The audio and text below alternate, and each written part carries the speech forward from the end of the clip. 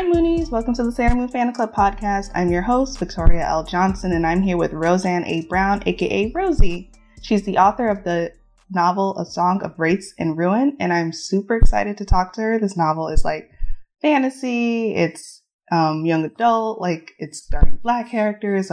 Really hype. So happy to have her. Hey Rosie, how you doing? Hey Victoria, happy to be here. Thank you. Yeah, I'm happy you are here too. This is so exciting. I'm so excited for your book, so this is awesome. Yes, and I'm like a big Sailor Moon fan, so like when I saw your email, I was like, yes, Sailor Moon!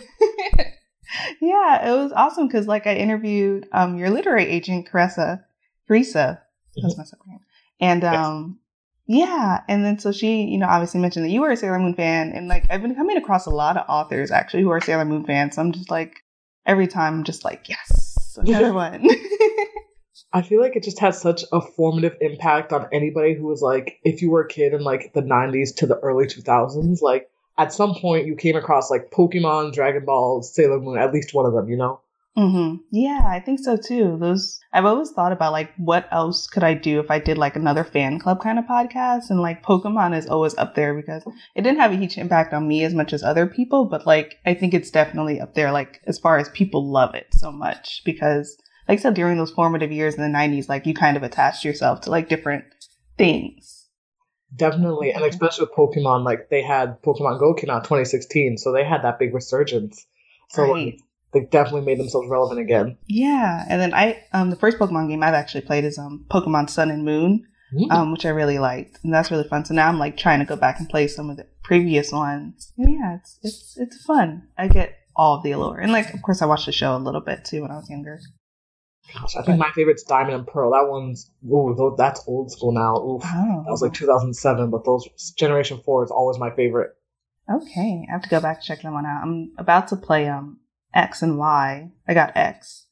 So we'll see how that works out. Yeah. Maybe Pearl will be next.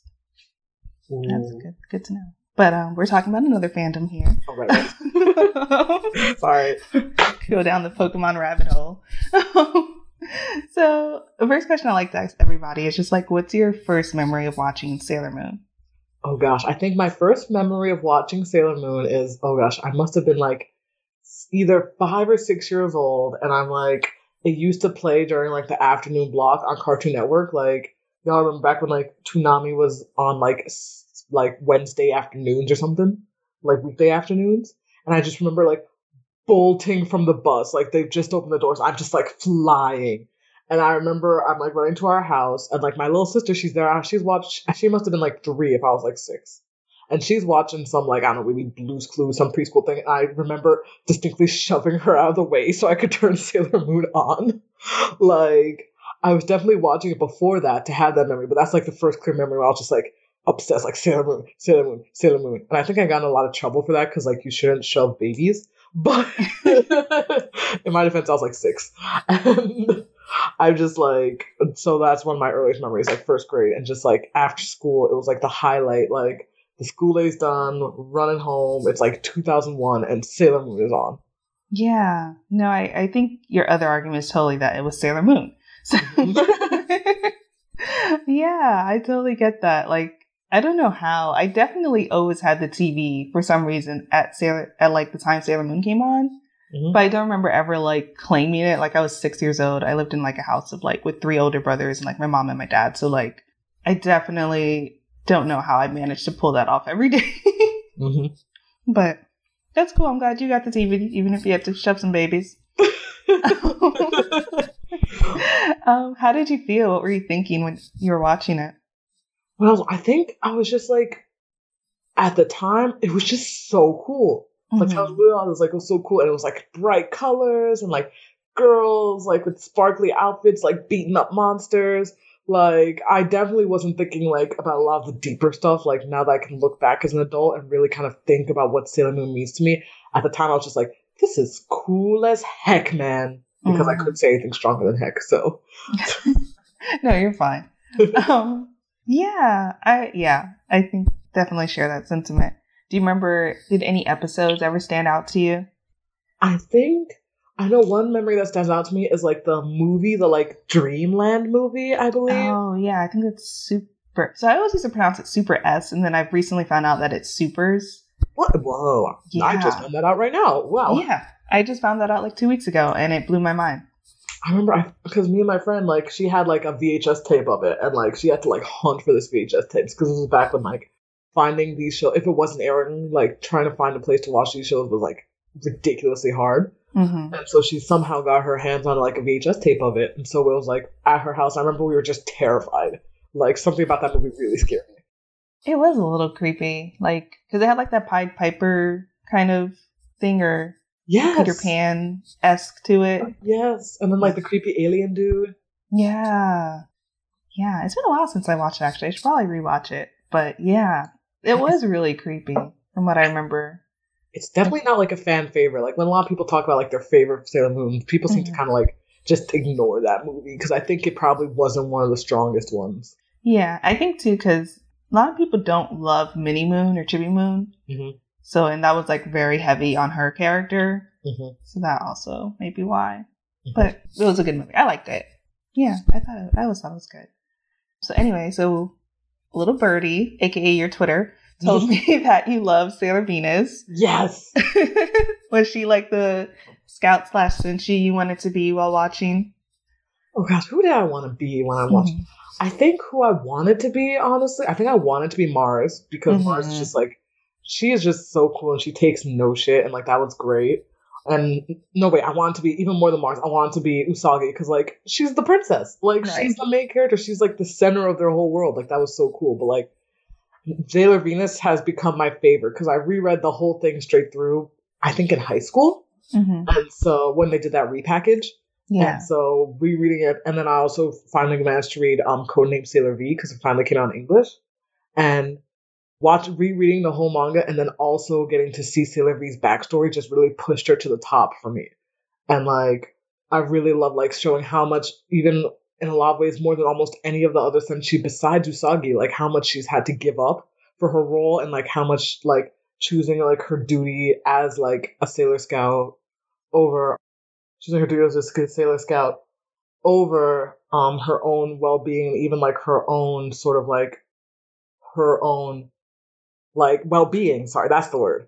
Like how much that has taken from her. And I think through her character, we get to see so much of like what it actually really truly means to be a Sailor Scout, and like what these girls are really going through to like pull off this duty. And I just think that is like, I just love her so much, and I love that she keeps like this very kind of bubbly, friendly energy through it all.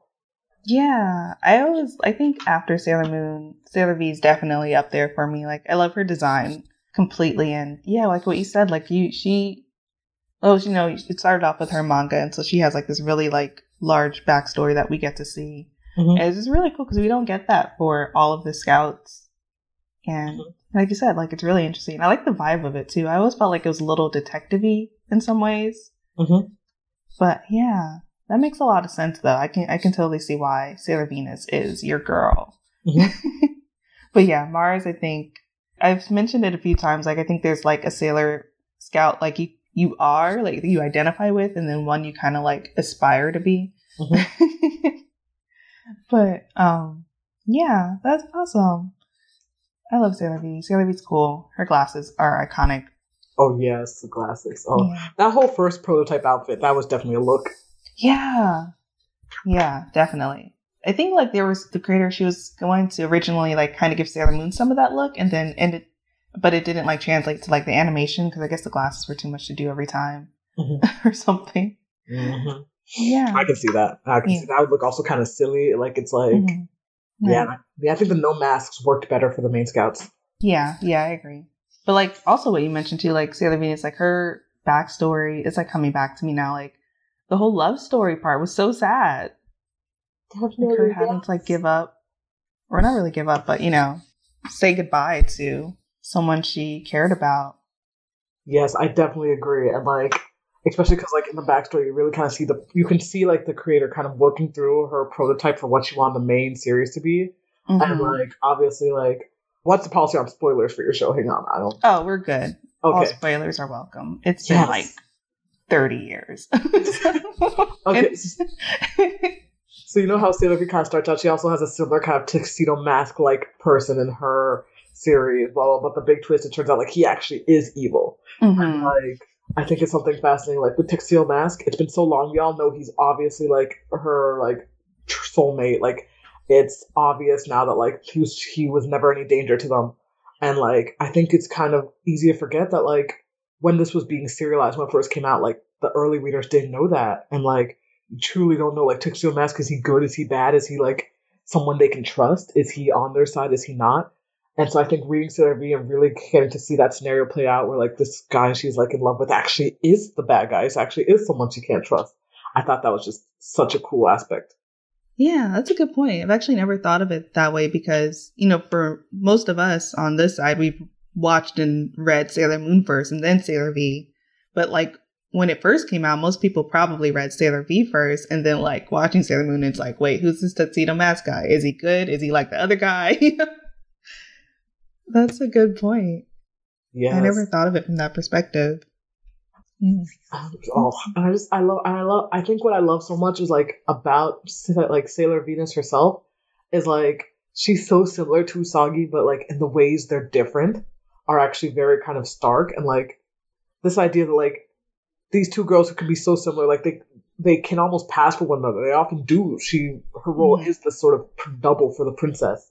Yeah. But she's still, even while living in Sailor Moon's shadow, she's still able to create this very sort of, like, set identity and, like, place for herself as, like, the leader behind Sailor Moon. Like, of course, Sailor Moon's, like, the leader of all the scouts, but, like, when it comes to, like, the within the inner scouts, like, Sailor Venus is the next in charge.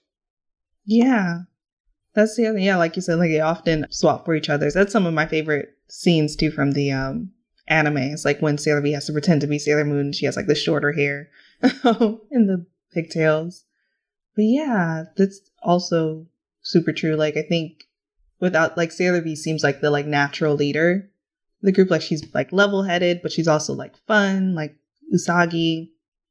But at the same time, she's just not the chosen one, I guess. But yeah, I think she would definitely be a great leader. She kind of is too. Like, she kind of rallies the troops, like, rallies the scouts when she comes and kind of, like, really makes them a team in a way, I think. Because before they were kind of just, like, together. But I feel like Sailor V kind of completed the group. I mean, she was the last one, but yeah.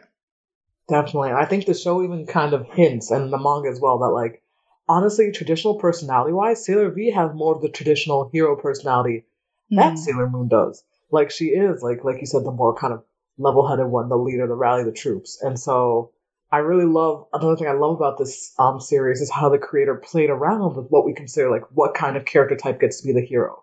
And, like, in any other series, Usagi, she'd be the comic relief. Like, she'd be the, like, the character who's on the side crying. She's like, I don't want to do this. I don't want to fight, blah, blah, blah, blah, blah. And, like, would be the one everyone makes fun of. And they do still make fun of her, even though she's the main character. Like, I love that they are constantly roasting her. But, like, she gets to be the center. She gets to be the one, like, okay, you're not the smartest. You're definitely not the strongest. You're not the best Sailor Scout. But, like, you are our leader because, like, you are, like the kindest. You are the one, like, everyone who can reach out to everyone, who can really connect everyone. And so I really love that. Like, she took so many different tropes that we're used to and really twisted them in ways that I think are still so cool. Yeah, that is so true. Because she would totally be the comic relief in any other show. Yes. So I'm, like, thinking of it now. And, like, if you flip it, it makes so much sense. But yeah, I think that's what stood out about the show so much for me is, like, that same reason. Like, she's, you know, clumsy, scared of everything. You know, she cries about fighting monsters, but she still, like, owns up to it. And it's like, all right, well, I guess I just got to do this, though. Like, nothing, I have no other option. And this is what I have to do. Especially when, like, her friends are in danger and stuff. So she steps up to the plate when she needs to. Exactly. She really comes into her own. And, like, the mangaka, she really shows, like, you know what, like, anyone can truly be a hero. And, like, just because you can recognize your friends are better than you in, like, certain ways. Because, like, they're objectively, the other Sailor Scouts are better than her in a lot of ways. And, like, she recognizes this. And, like, instead of becoming, like, a sort of, like, jealousy or thing they fight over, it's, like, her leaning on their strengths. And, of course, them in turn leaning on her natural empathy and kindness. Like, I love that. Right. Yeah, me too. But I want to switch up a little bit. I want to talk about your novel coming up, that I'm really excited about too. It's not only about Sailor Moon here. So tell me about A Song of Wraiths and Ruin. Okay, so A Song of Wraiths and Ruin is my debut YA fantasy novel. It'll be out June 2nd from HarperCollins. And so it's set in a world based on West African folklore, and it follows two characters. One of them is a refugee named Malik, and the other is a princess named Karina. And so one day Malik's little sister is kidnapped by an evil spirit, and the spirit offers her freedom in exchange for Malik killing the princess. So he decides he's going to enter a competition to marry the princess so that he can get close to her to kill her. However, he doesn't know that the princess, her mother, has recently died. And so there is evil magic she can use to resurrect her mother from the dead. But to do it, she's going to need the heart of a king.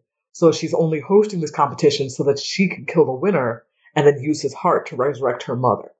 So the book follows, it's a dual POV. It's following both of their points of view. And so you're following Karina trying to kill Malik and Malik trying to kill Karina. And neither of them know the other is trying to kill them. And it's about what happens when they finally come into contact with one another. That's amazing. So I've seen like the general descriptions, of the book online, or if they kind of mention it like Romeo and Juliet, but if they have to kill each other. But I didn't know about like the fact that like she's trying to resurrect her mom, which is like epic. Like dark magic, and yeah. Oh, that's going to be really good. I'm so happy I only have to wait a few days to read this. I'm really I like it personally, but I'm very biased, so I can't lie. Fair. So how did you come up with the idea for it? So I actually came up with the idea in a very weird sort of way. So it was, this was 2016. I was a junior in college at the time. So mental health and like mental health advocacy is actually super important to me, and it's something that comes up in the book. And I was actually had been walking from a therapy appointment from the first time, and like really going over sort of like what it meant for me, and like sort of looking back through like a lot of stuff in my past. And I remember having this distinct thought to myself, like, wow, if a ghost tried to possess me now, he'd just get in my head and he'd be like, ooh, there was like a lot here. I don't want this. Ooh, no, I don't like this. And so that's actually how the character of Malik came to me, like this boy who deals with the supernatural, and this idea that like, whoa, like what type of boy would be possessed by a spirit? What type of boy would be so just kind of like, just have so much going on in his head that even like the spirits would be like, are you okay? Like there's a lot happening here. And just like this sort of idea, like people, how the supernatural affects people and how people affect the supernatural in turn. And so Malik was the first character, and Karina came not long after, when I started thinking about this boy and like what he'd gone through to come into contact with spirits, and like what type of world would create a character like this. And then A Song of Wraiths and Ruin was born. That is cool. I love when like things come together where it's just like one thought you have and then it like blooms into like this whole idea, and then it's a novel now. That's cool. And I also saw the map that you created, which like also made me super excited, because I'm like, oh, this is gonna go in. Like, like whenever I see a map connected to any like book or like story, I'm like, okay, like there's been some serious thought put into this. Thank you. The map actually wasn't me. The map was designed by Leo Hardis, who's this map maker and illustrator. And we had so much fun with that, because there's so many little Easter eggs. Like if you see, like there's a little tiny camel near the city entrance, there's masks in the four corners, there's lots of monsters scattered out throughout. Like I really love, like, this isn't just like oh look, fantasy map with words of places you don't know, but like it's almost a little sort of story in and of itself. Like the illustration itself tells a story, which I really love. Yeah, and it's going to be really fun to kind of like reference it as you read. Like that's what I like doing, especially because I have bad memory. I'm like, wait, what is this? Where is this? And I'm like, let me go look at the map and check this out. So yeah, that's going to be awesome. I'm super excited. So you've been developing these characters for like 4 years. Who would you say would be Malik's favorite Sailor Scout and Karina's favorite Sailor Scout? Ooh. Oh, that's such a good question. So Karina, Okay, so the thing is, I think honestly, Karina is a princess, so I feel like on that level, she would she would want to be Sailor Moon because she's the center of attention, and like she gets to be the princess, and Karina, that's what she wants for her life. Mm-hmm. But the thing is, personality wise, she's actually probably closest to Venus. So maybe that's just my Venus bias jumping out. But it just poured out as you were writing this. Because I think because the thing is, Karina, like, even though she loves the princess stuff, like, I think the big difference between her and Usagi is that, like, Usagi's just a little too crybaby and a little bit too Usagi kind of has to be dragged into things, whereas, like, Venus jumps more into it and, like, very much goes for it, like, is more of a go-getter, and that's definitely more up Karina's alley. So even though she'd want to be the princess, she's probably more like Venus personality-wise. Yeah, I don't think I could see Usagi planning to, like, rip out a man's heart. Well, maybe, actually. Maybe. I feel like late season Usagi would do it, because late season Usagi, she has been through some shit. Like, right. She's like, you know what? She's like, if that's what we gotta do, it's what we gotta do. But early seasons, she couldn't do it. Yeah. But Malik 100%, I think Jupiter. Like, Jupiter just kind of like the kinder, but definitely more people-oriented, very sort of like empathetic one. Which is fine, because Jupiter is also the toughest, and Malik is definitely not the toughest character in the book by a long shot. But personality-wise, I think he'd really respect that, like, Jupiter is so powerful, but, like, her biggest strength isn't her physical strength, but the fact that, like, she is so loyal and she stands up for her friends, and, like, she uses her power for good and, like, really to help people. I think so, in that sense, Malik would really like Jupiter. Yeah, that makes sense. Cool. I was like, how hard is this gonna be? But you know your characters. And that was fun. Thank you. No, that was a fun question. I've never been asked that one. The Sailor Moon podcast. And are you interested in other anime? Do you have any other favorites? Oh, I have so many favorites. Just yesterday, I was thinking about Oran High School Host Club, which is just a classic. If you've never watched it, please get your life together and watch Oran. Yeah, that show is funny. It is, and I'm like, if my shows that like need a second season, it's like number 1, 2, and 3. Like, there's so few shows that like I want more seasons of, because oftentimes the sequel season just messes everything up. But Oran needs a sequel. Let's see. This one's a little more obscure than Oran, but Nagi no Asukara, which basically, it's one of those shows, like, the more you talk about it, like, you can't talk about it without spoiling, but it basically follows, like, it takes place off the coast of Japan, and it follows a world where, like, there are certain people who have developed the ability to live underwater. Like, they're not mermaids, like, they're just normal people, but they can live underwater, so they just do. But then, like, their population is dwindling, so to the point where, like, one generation of them has, like, maybe 4 kids. So those 4 kids are sent up to the normal land people world, which is just our regular world, to go to school on land and get to know how land people move and, like, how they think. And there's lots of prejudice against the sea people. So it follows, like, what happens to these 4 kids from the sea when they have to come to the land for school, and, like, how they're changed by the experience and how they change others.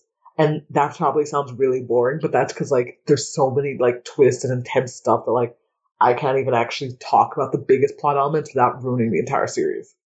And then one more. Right now I'm really obsessed with My Hero Academia, like me and half the anime community. But I love it. I love Izuku. He reminds me of Malik a lot, because I'm a big fan of more kind of like gentle, softer male protagonists. And I have a very big soft spot for Bakugo. Like, I think we see shonen rivals a lot, but he's a lot different than what we usually see. So I love that. Yeah, he's definitely like a complicated person. But I think the thing that I love about his character is that he clearly wants to be a hero. And like, he's really trying. For both of them, I guess you could say that. But with Bakugo, like, he clearly like has tendencies that like you would think would make him not want to be a hero. But he's like, no, I want to do good. That's really cool. Yes, exactly. He's trying so hard. He's just trying in the worst way possible. Yeah. He's so well. Yeah. I really like Todoroki, as many people do. And I love Midoriya. He's great. I feel like he really scratched the Zuko itch that a lot of people were feeling. Yeah. Course, now Avatar's on Netflix, so like the Zuko itch is now being fulfilled by actual Zuko again. Right. I also just really love like characters with backstories. It's the same reason why I love Sailor Moon. Like, you give me a flashback episode, I'm like, okay, this is it. And like he, I think so far has had the most extensive backstory. Yes. So I think that just like always like pulls me in a little bit. And like same thing with Midoriya. He like has like we see his like story kind of unfold, like him be not having powers and then going to having powers and from his like idol. Mm-hmm. So yeah. The other one you mentioned though, I think I found it. It's Nagi no Asukara. Mm-hmm. Yeah, I mean the way you described it sounds interesting to me because I'm just like I am all for like changing others. Like we've like got a whole like kind of feel good, learn from each other and stuff. But if there are twists and stuff, I'm definitely into. So I'm gonna check that out. Yes, it's definitely more of like it's definitely a lot more character driven than plot driven. And like the romantic elements are a big part of it. So it's definitely one of those like it's slow to build up, but like if you're willing to wait for it, the payoff and like the world building is so unique. It's something I've never seen like in anime before. And so it's definitely a show. Wait for the payoff. Yeah, and it's only 26 episodes, so it's not too much. That's pretty good. All right, well, I will check that out, and I will tweet you when I finish it. Yes, please do. Especially, honestly, when you tweet me when you get to the twist, like you'll know what the twist is. Like when you get there, you'll know. Okay, I'm excited. All right. And what else do you stand? I did see on your website that you love Star Wars. Is there anything else? Oh gosh, I stand so many things. It's okay, me too. Comics in general, specifically the Bat family. I'm on a sacred quest to try and write something for DC Comics. So if anyone from DC Comics is listening, I am here, and you can like. Yes. I love DC. I love comics so much. I love Marvel as well. Love the Young Avengers. I'm really into She-Ra just ended, so I've been really into She-Ra these days. I think it's like basically like a perfect show, and I loved every second. Love She-Ra. Mm-hmm. And also, Fire Emblem Three Houses. I got into it a little bit late. It came out last July, and like everyone was freaking out about it. And then I came and like Christmas, I got a copy. Like, oh my god, Fire Emblem! I was like, yeah, we been knew about Fire Emblem. Yeah, that's how I feel about Animal Crossing. Like I'm getting it next week, and I feel like everyone's gonna be like, maybe they won't be past it, but they're gonna be like, yeah, we're kind of past the excitement stage now. We're just like in this now. Yeah. I'm scared of Animal Crossing. Like, there are people out there who have, like, put more time in their Animal Crossing villages and, like, they put into their own lives. Yeah. And I'm just like, that is a level of dedication I'm not sure I'm ready to commit to a simulation game. That's fair. But yeah, you mentioned a lot of cool stuff. I love Star Wars. Star Wars is great. And then you mentioned, oh man, I'm blanking out. You mentioned a few things. I got caught up in Fire Emblem. I was like... I do want to play that too, actually. Mm-hmm. Yeah. Honestly, I say a good one to start with. Fire Emblem Three Houses is always the big one right now, but my first was actually Awakening. If you have a 3DS, I think Awakening is a really good game. The graphics are kind of like, because it came out 2013, so they could be better, but the story holds up really, really well, I think. Yeah, I do have a 3DS. Okay, yeah, I think my friend actually got me a keychain from Fire Emblem Awakening. Well, he got 2 keychains, and he just gave me the other one, I think, that it came with the character I guess he didn't like as much. But so I've always had like this keychain, and I'm like, I've never played this game, but I'm walking around with this keychain on my keys. But yeah, I will play that. And She-Ra, I actually just finished She-Ra last night, so I'm like fresh on like excitedness for the last season. How'd you feel about the last season? I really liked it.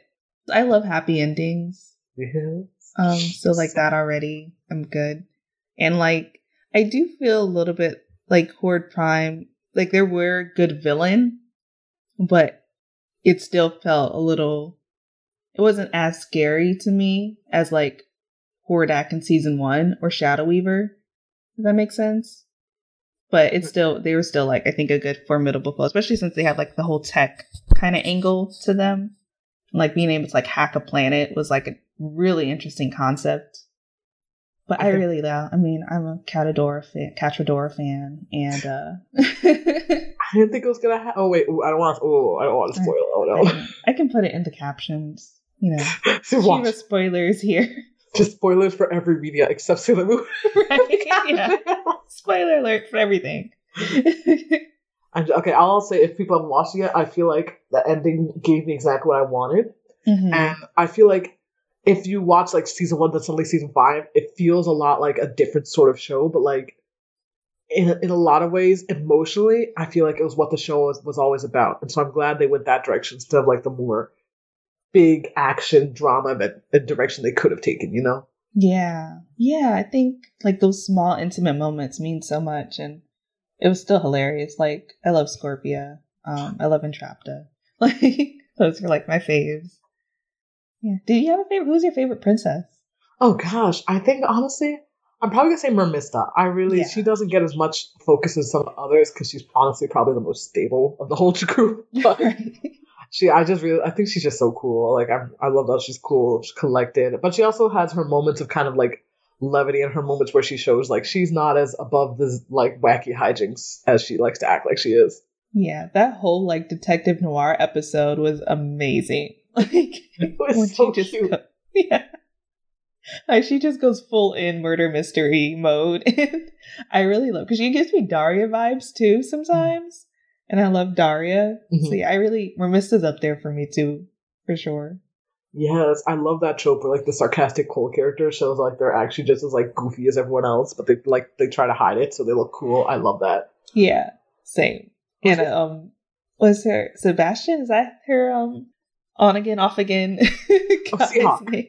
Seahawk. Oh gosh, why did I get Sebastian from? Yeah, I love him too. He's so funny, and his burning of ships. So, who was your favorite princess? I really loved Entrapta. I thought she was just like really funny and kind-hearted, and like her idea of like not really being able to like connect with people, like that struggle I thought was really interesting, and just like, yeah, it was just, I felt for her a lot. So I really like Entrapta. I really love Scorpia, as I mentioned. Like, she's like the biggest heart ever, and like so funny and so cool and like badass. Like, especially like when she was in like the dress and she's singing, I'm like, okay, Scorpia, like you are on it. And I also love Mermista too. So yeah, I think a little bit of all the princesses, but those are my top 3 for sure.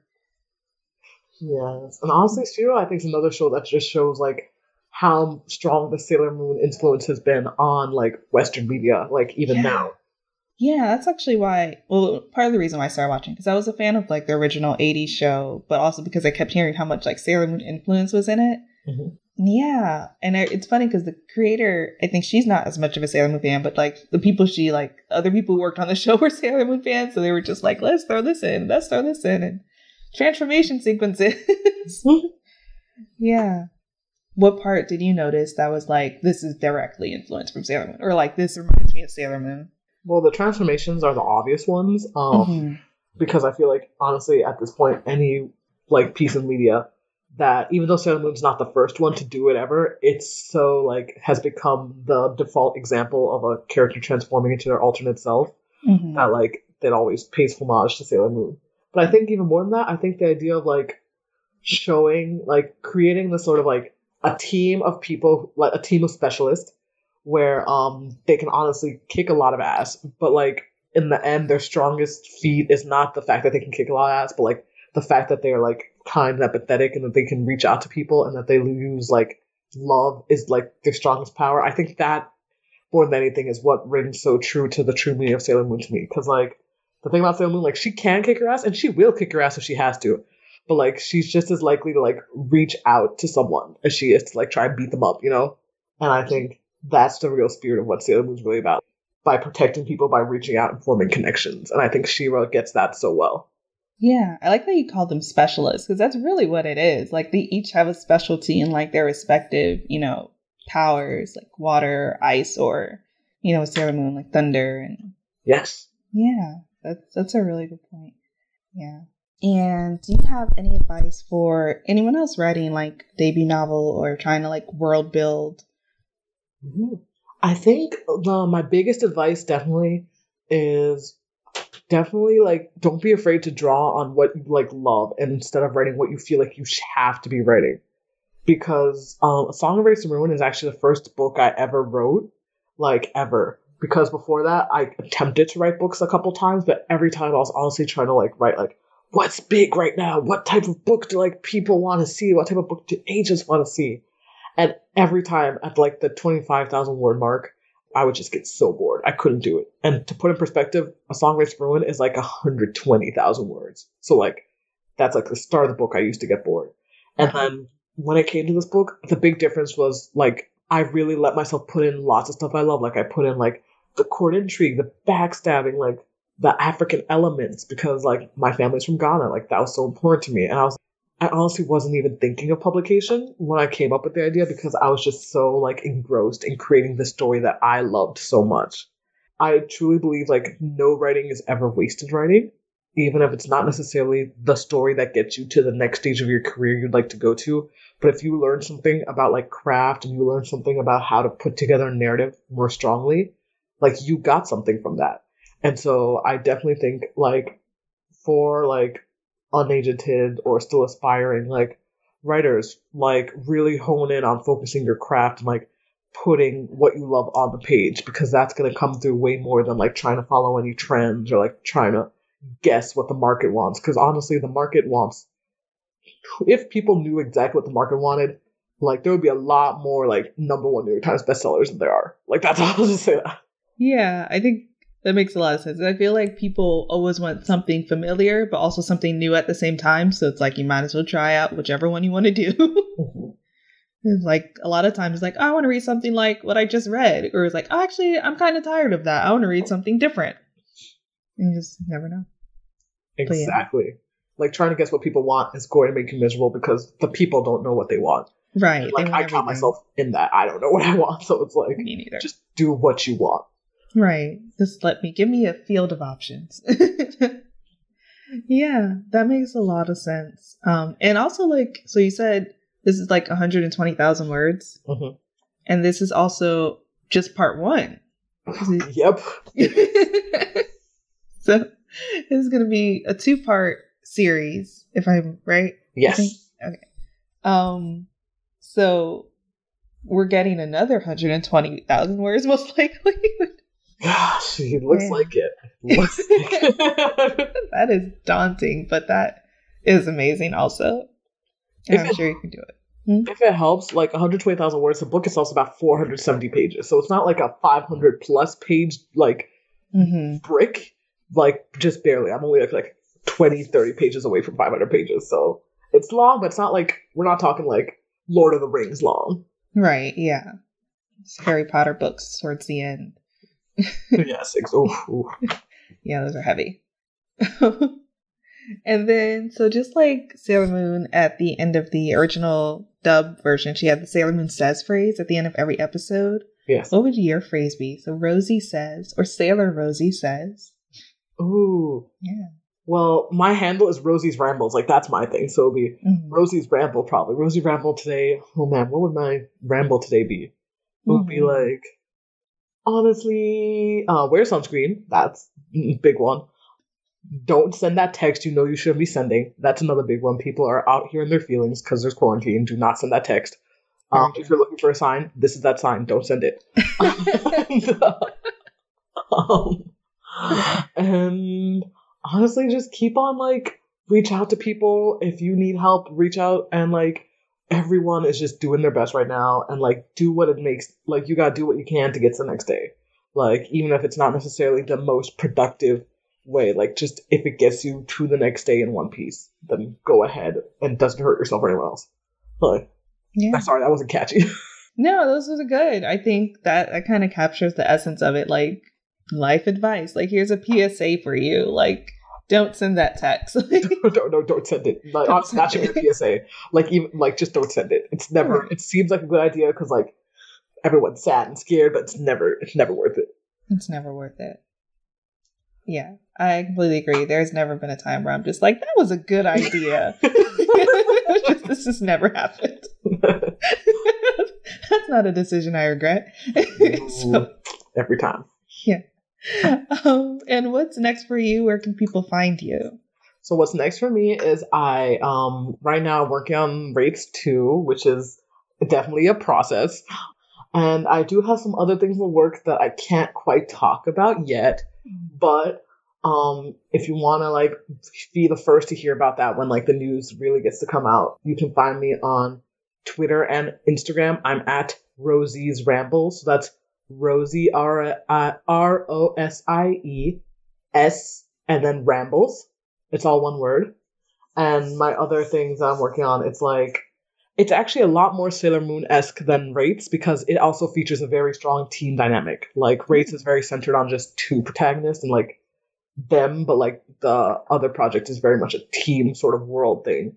And so that kind of aspect of like a bunch of different misfits coming together to become stronger than they are apart, that's definitely an element that plays into it. Cool. And yeah, tell me more about that. I'm trying to balance because I'm also trying not to get into trouble because got it. Okay. These rules are strict. But like it's definitely there's a team element. There's a lot more monster fighting. I guess I can say it is. Wraiths is a second world, so it's like a completely world separate from ours, like in the strong sense of like Lord of the Rings, where it's just like a whole new world system, all this. But this one is more contemporary fantasy, like Harry Potter, like our world but with magic. So got it. That sounds really cool. I'm gonna look out for that one. That's exciting. Yeah, and thank you so much for coming on the show. Thank you for inviting me. I love it. Yeah, this was really fun. I'm happy. I don't think we've had like I think we have had a Sailor Venus fan, but I think this was it's a heavy Sailor Venus episode for the Sailor V fans out there. Mm-hmm. Yeah. It's like she gets a bad rap because I feel like people who don't understand her just see her like, what function does she play besides Usagi? Like they're very, very similar, like on a surface level. So they're like, what role does she play that Usagi doesn't already play? But like, it's the ways they're different that are so subtle, but just such a big difference with them. I could honestly just talk for another like hour about just Sailor Venus.